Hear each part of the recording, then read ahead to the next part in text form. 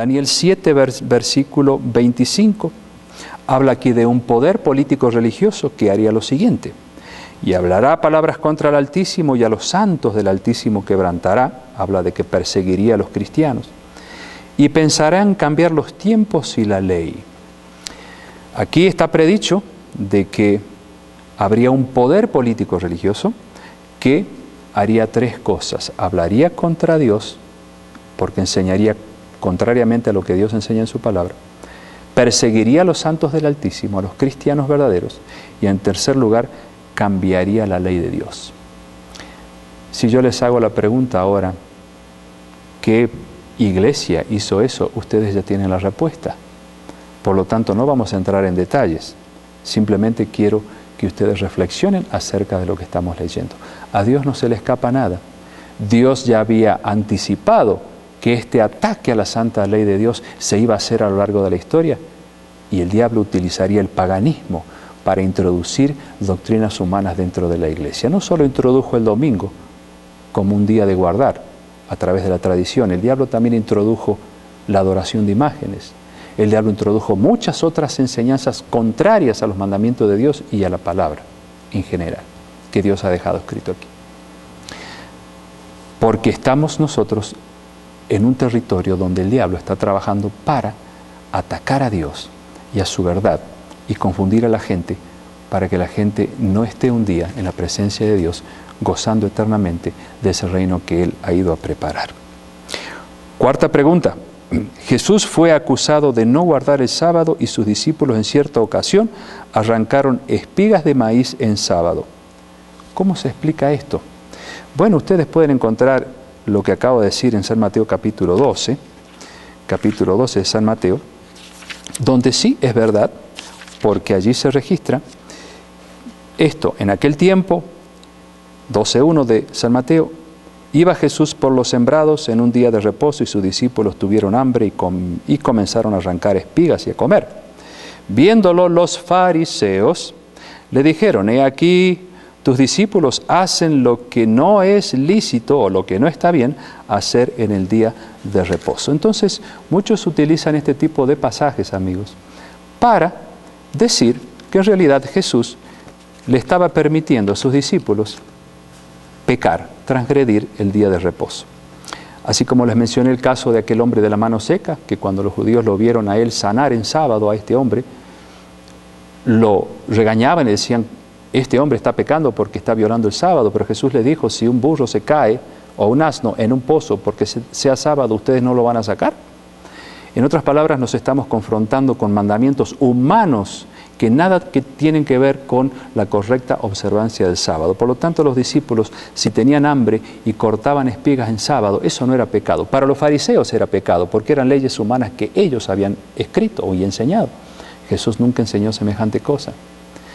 Por eso hay gente que considera que los observadores del sábado no comen en ese día, están cruzados de brazos todo ese día, y muchas otras cosas que son producto de la ignorancia, y nosotros respetamos eso porque cualquiera puede ser ignorante de algunas cosas de la palabra de Dios, y ser ignorante no es un pecado.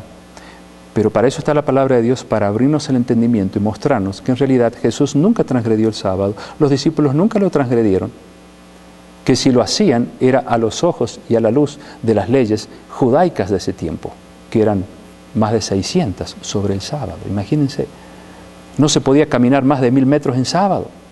Y muchas otras leyes ridículas habían creado los judíos en aquel tiempo, y de esa manera se deformaba la correcta observancia de este día delicioso que dice el profeta Isaías, que es el sábado. Así que si alguien les viene con ese argumento, amigos, respóndanle de la manera que les he enseñado. Nada tiene que ver la observancia correcta del sábado, de acuerdo a como Dios lo enseña en su palabra, con las leyes de los fariseos. Y vamos a ir a la quinta pregunta. La quinta pregunta dice, en Colosenses capítulo 2, versículo 16, encontramos la siguiente declaración. Y yo quiero que vayamos directamente a este versículo, capítulo 2, versículo 16 del libro de Colosenses, que muchos cristianos sinceramente lo usan para enseñar de que ya no debemos observar el día del Señor, es decir, el sábado, tal como enseña la Biblia que es el día del Señor, como dice Jesús. Él mismo dijo, el Hijo del Hombre es Señor del día del sábado, o el día de reposo. Colosenses 2:16 dice, por tanto nadie os juzgue en comida o en bebida, o en cuanto a días de fiesta, luna nueva o días de reposo. Todo lo cual es sombra de lo que ha de venir, pero el cuerpo es de Cristo.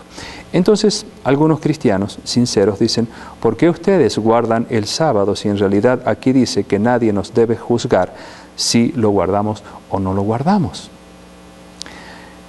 Hay un dicho, amigos, que dice, un texto sin su contexto es un pretexto.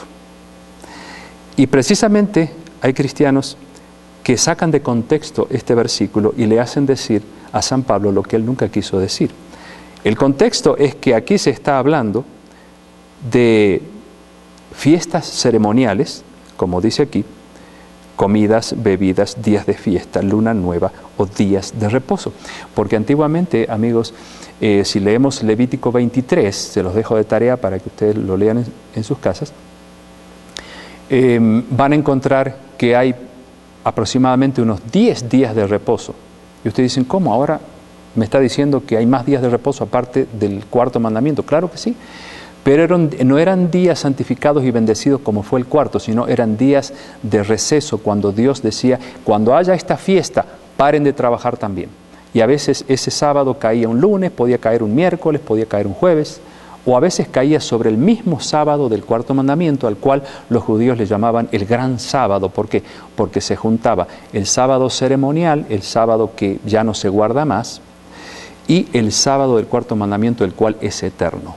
Esa es la gran diferencia. Por lo tanto, aquí San Pablo no está hablando del cuarto mandamiento de la ley de Dios, sino de los sábados de características ceremoniales, es decir, aquellos sábados, así como matar los corderitos, la fiesta de las trompetas, de los tabernáculos, todas esas fiestas eran, como dice él luego, sombra de lo que había de venir, es decir, eran el reflejo del ministerio de Cristo. Vino Jesús y por lo tanto todas esas ceremonias caducaron, inclusive el sábado o aquellos sábados que podían caer en cualquier día de la semana. Pero nada tiene que ver estos sábados que menciona San Pablo con el cuarto mandamiento, que de paso el cuarto mandamiento, así como los demás de la ley de Dios, nunca fueron sombra. Al contrario, son una luz que nos muestran cuál es el sendero que nos conduce a la felicidad. ¿Queda claro, amigos? Entonces, tengamos cuidado cuando se usan textos sin su contexto, porque le podemos hacer decir a la Biblia lo que nunca dijo. Vamos a ir entonces a otra pregunta más, que ya estaríamos, creo que en la sexta, y analizaremos otro aspecto del sábado. Por ejemplo, en el libro de Romanos capítulo 15, antes de ir a la siguiente pregunta, quiero que vayamos a este capítulo. Romanos capítulo 14, el versículo 5, dice lo siguiente: uno hace diferencia entre día y día, otro juzga iguales todos los días, cada uno esté plenamente convencido en su propia mente. Así que aquí encontramos otro versículo también usado incorrectamente por estar siendo sacado de su contexto, para decir, mira, uno hace caso del día, el que hace caso del día lo hace para el Señor, el que no hace caso del día para el Señor no lo hace, el que come para el Señor come porque da gracias a Dios, y el que no come para el Señor no come y da gracias a Dios. Y entonces cada uno, dice el 5, esté plenamente convencido en su propia mente. El contexto aquí, amigos, no tiene nada que ver con el sábado. Está hablando de los días de ayuno, por eso se menciona muchas veces el comer y no comer. En realidad aquí San Juan capítulo 14 está planteando el problema de los débiles en la fe, aquellos que eran recién convertidos, pero que todavía seguían practicando cosas como los ayunos, que se los hacía 2 veces a la semana, y que ayunos que ya no era necesario hacerlo. Sin embargo, estos recién convertidos todavía continuaban con esas prácticas, y San Pablo les dice, uno hace diferencia entre un día y el otro, pero tiene que ver con días de ayuno y no el sábado. En ningún momento San Pablo se está refiriendo al día del Señor en todo el capítulo 14 de romanos, sino más bien al problema de los días de ayuno que todavía los débiles en la fe seguían practicando. Y San Pablo dice, no se hagan problema, ellos un día madurarán y entenderán que ya no son necesarios o necesarias estas prácticas para los creyentes. Vamos a la sexta pregunta. Si yo decido ser fiel a Dios y comienzo a guardar su día santo, ¿qué pasará con mi trabajo? Buena pregunta. Tenemos que razonar de esta manera, amigos. Dios nunca tenía en mente que al escribir su santa ley iba a ser un problema para nosotros.